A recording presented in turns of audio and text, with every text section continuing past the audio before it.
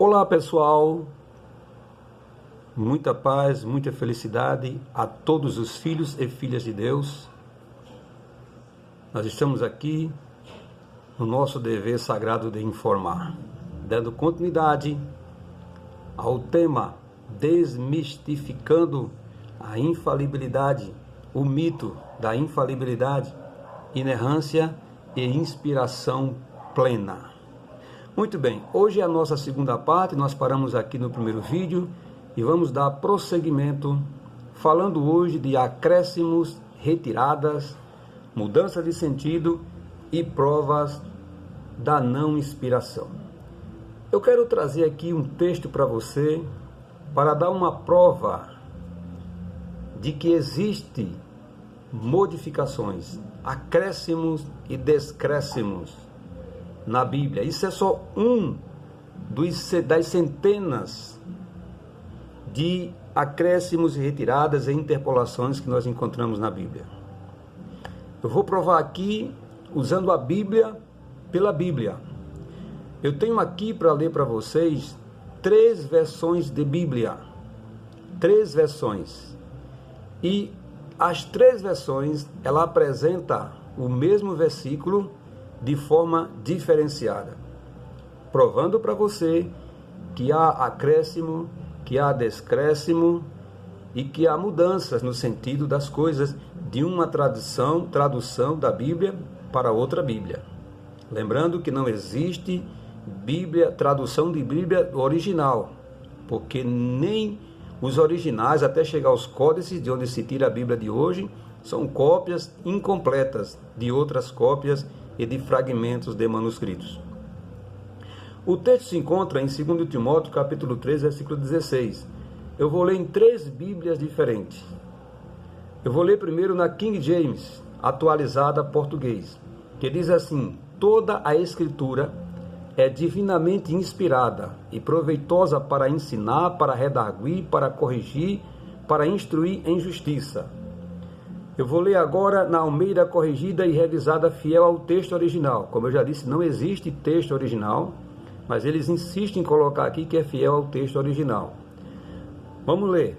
2 Timóteo 3,16. Toda a Escritura é divinamente inspirada e proveitosa para ensinar, para repreender, para corrigir, para instruir em justiça. Eu vou ler agora na Almeida revista e corrigida, Bíblia, palavra-chave da editora CPAD, que diz assim: toda a Escritura divinamente inspirada é proveitosa para ensinar, para repreender, para corrigir, para instruir em justiça. Ok, não sei se você percebeu sutilmente as diferenças dessas 3 versões de Bíblia. Se você não percebeu, eu vou atenuar. Nesta primeira Bíblia que eu li, atualizada, King James, o Rei James, está aqui, ó, toda a Escritura é. Então nós temos aqui o artigo A e o artigo é. Nesta versão aqui, Almeida corrigida e revisada, fiel ao texto original, nós encontramos toda a Escritura é. Então nós não temos o A aqui. Nós temos apenas o é, o artigo é. E nesta última versão que nós vemos aqui, a versão revista e corrigida, a Bíblia palavra-chave da CPAD, está escrito assim: toda a Escritura divinamente inspirada é proveitosa. Está vendo aqui? Nem tem aqui o artigo A, nem aqui, ó, o é. Ela só diz assim: toda a Escritura divinamente inspirada é proveitosa. Essa aqui diz: toda a Escritura é divinamente inspirada. Essa diz: toda a Escritura divinamente inspirada é proveitosa. É um pouquinho complicado entender isso, mas é muito simples.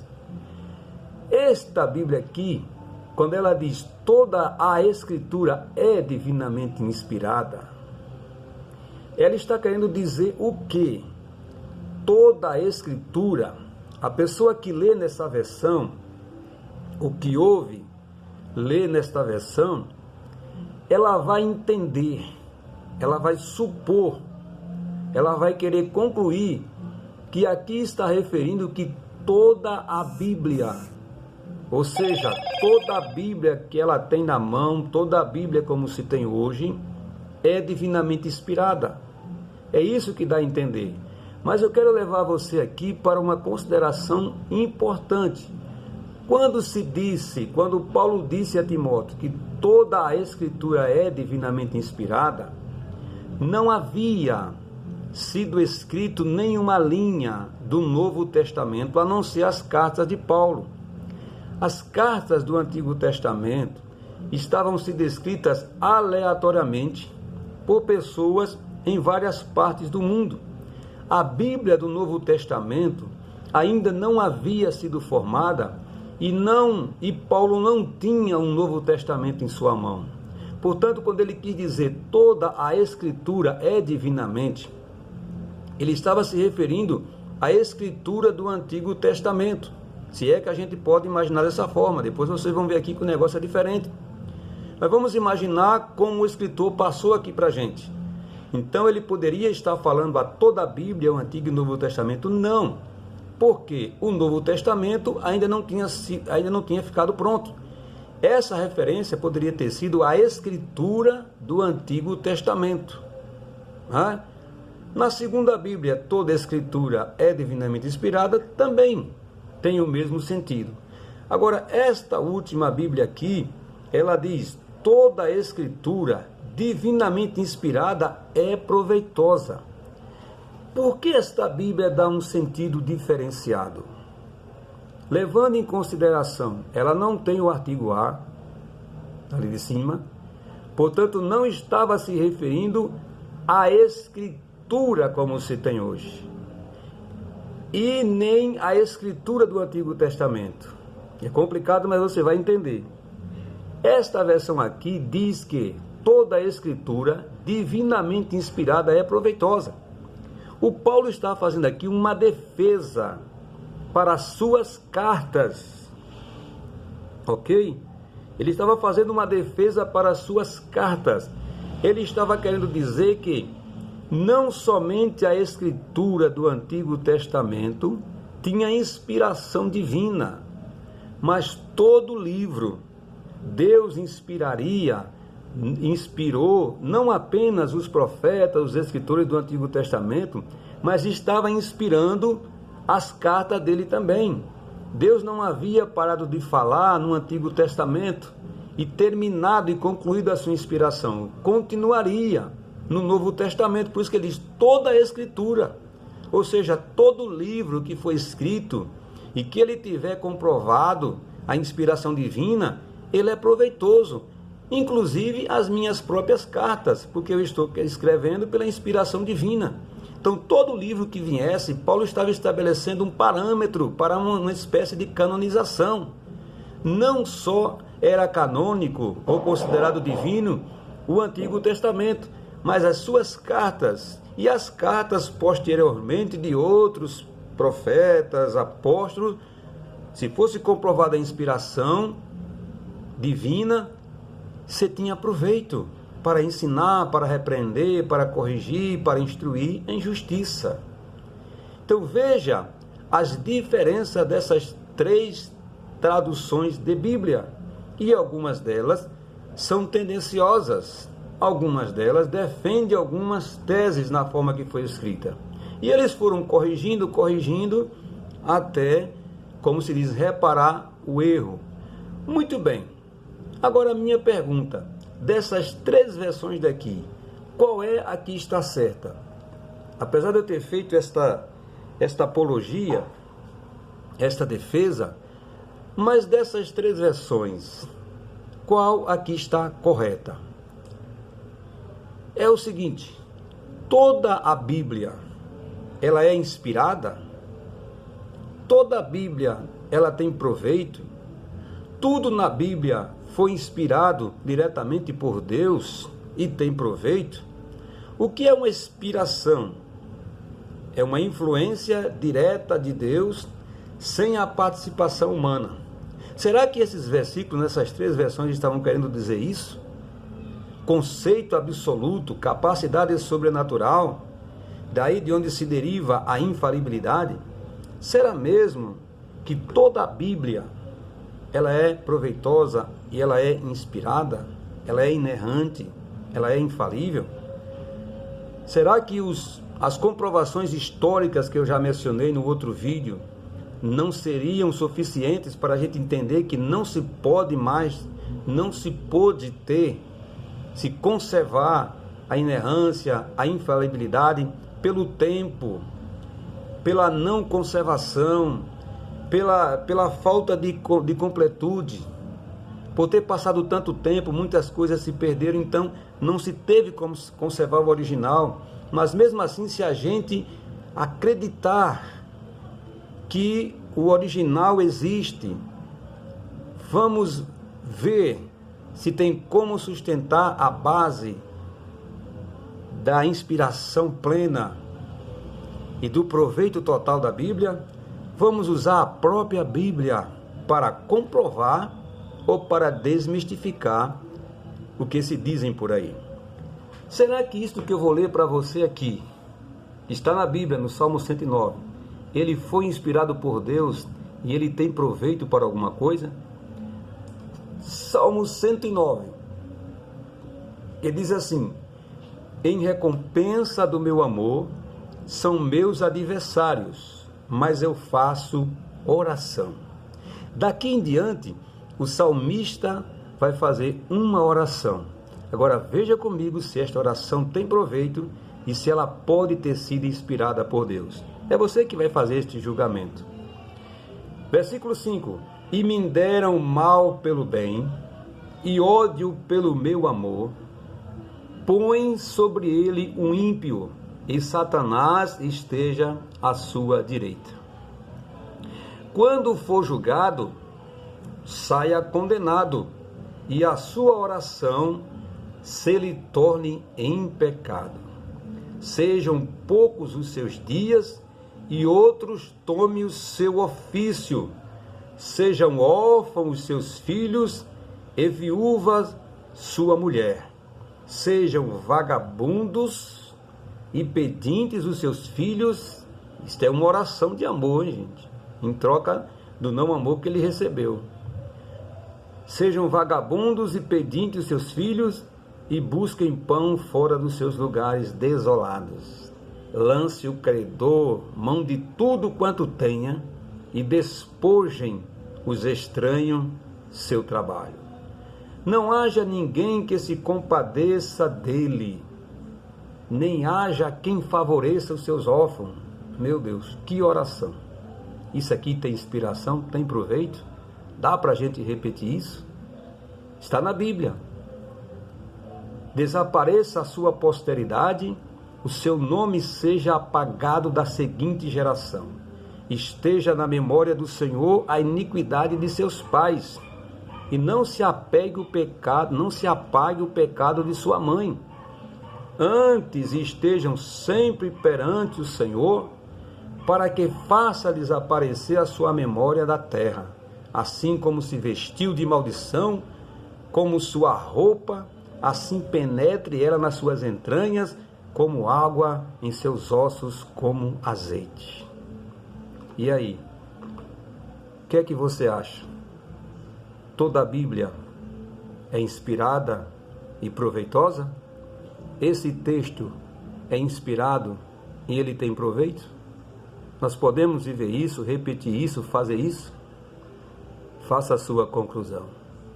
Se houver um texto na Bíblia que ele não tenha proveito e nem demonstre inspiração, então não existe inerrância, não existe infalibilidade. Já se tem aqui um erro e uma falha. Vamos ler. Eu poderia passar aqui muito tempo mostrando para vocês textos dessa natureza, mas vamos ler só mais um para a gente encerrar, senão o vídeo fica muito longo. Provérbios 31, do rei Lemuel.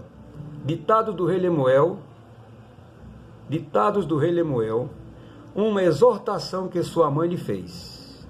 Olha só, o texto aqui é bem claro, a epígrafe aqui é bem clara. Ó meu filho, filho do meu ventre, filho de meus votos, não gaste sua força com mulheres, seu vigor com aquelas que destrói reis.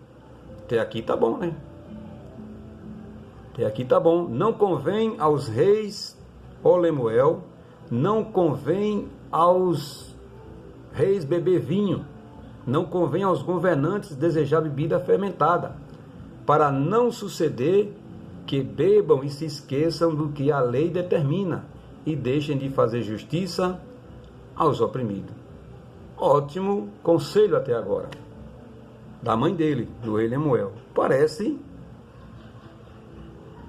inspirado, tem proveito, demonstra sabedoria. Agora ela continua aconselhando o filho. O que é que ela vai dizer agora? Dê bebida fermentada aos que estão prestes a morrer, vinho aos que estão angustiados, para que bebam e se esqueçam da sua pobreza e não mais se lembrem da sua infelicidade. Isto aqui é proveitoso?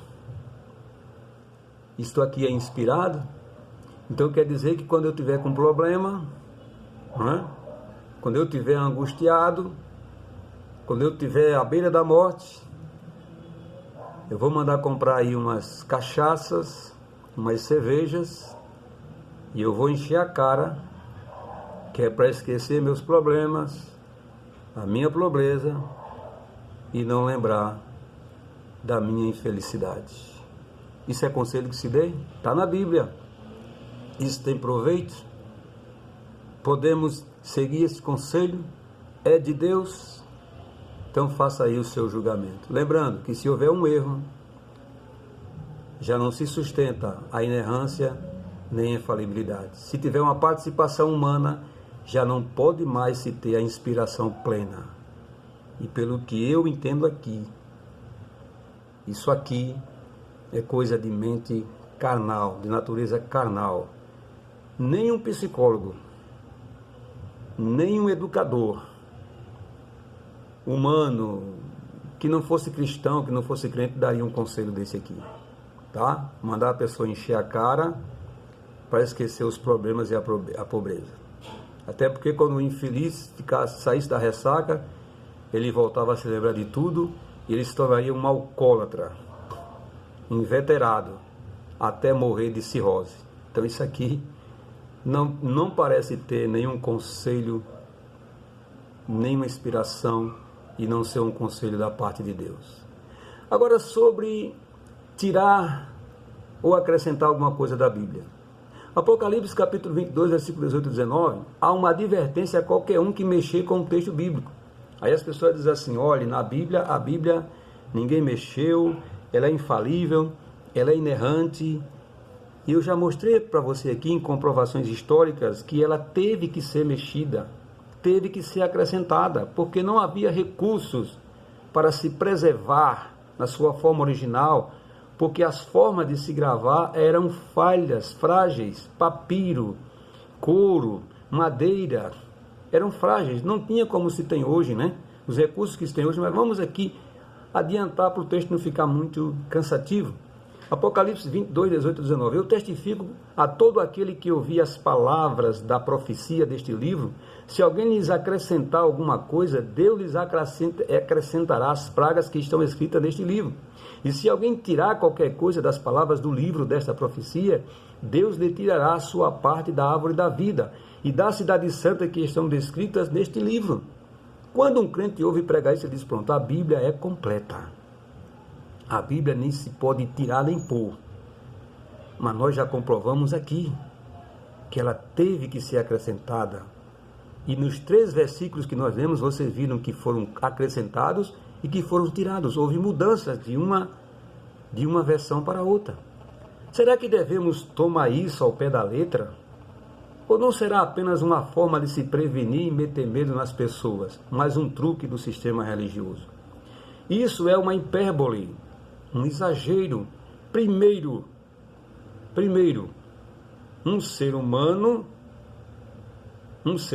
sozinho não pode suportar todas as pragas e ainda continuar vivo. Então é uma hipérbole. Segundo, naquele tempo não havia recursos suficientes para se preservar. Não havia memória de computador, vídeos, fotos, as formas de escrita eram frágeis e a tradução oral insuficiente para se guardar na memória com precisão por muito tempo. Nós já provamos isso aqui. Inevitavelmente, por falta de recursos tecnológicos e de maneira tendenciosa, os acréscimos e as manipulações foram acontecendo. E isto é fato. Sem falar das muitas e diferentes línguas e idiomas que se foram traduzidas às Escrituras e das divergências linguísticas, do uso de palavras equivalentes de cada idioma, que na maioria retiraram a palavra ou as palavras do seu sentido original. Terceiro, existem diferentes traduções da Bíblia. João Ferreira de Almeida, revista, corrigida, revisada, atualizada, contemporânea, linguagem de hoje, nova versão internacional e etc. Todas elas com acréscimos e retiradas, e ninguém morreu de praga ainda. Ninguém morreu de praga por ter tirado, por ter acrescentado, inevitavelmente. Portanto, está desmistificado e comprovado que não houve condições de se manter a inerrância, nem a infalibilidade das cópias da Bíblia, nem também podemos apenas usar o recurso da crença cega para justificar isso.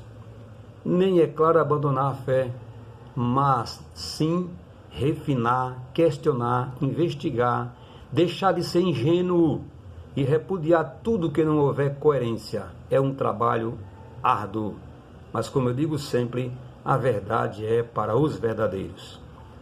Quero deixar aqui uma palavra que me veio à mente enquanto eu estava escrevendo isso, 2 Timóteo 4,3. Porque virá tempo em que não suportarão a sã doutrina, mas, tendo comichão nos ouvidos, amontoarão para si doutores conforme as suas próprias concupiscências. É isso que eles fazem. E desviarão os ouvidos da verdade, voltando às fábulas. Está cheio de pregadores de fábulas, de conversa de carochinha, encobrindo a verdade para as pessoas. Mas tu, sê sóbrio em tudo, sofre as aflições, faze a obra de um evangelista, cumpre o teu ministério. Muito obrigado a todos, até o próximo vídeo. Amém.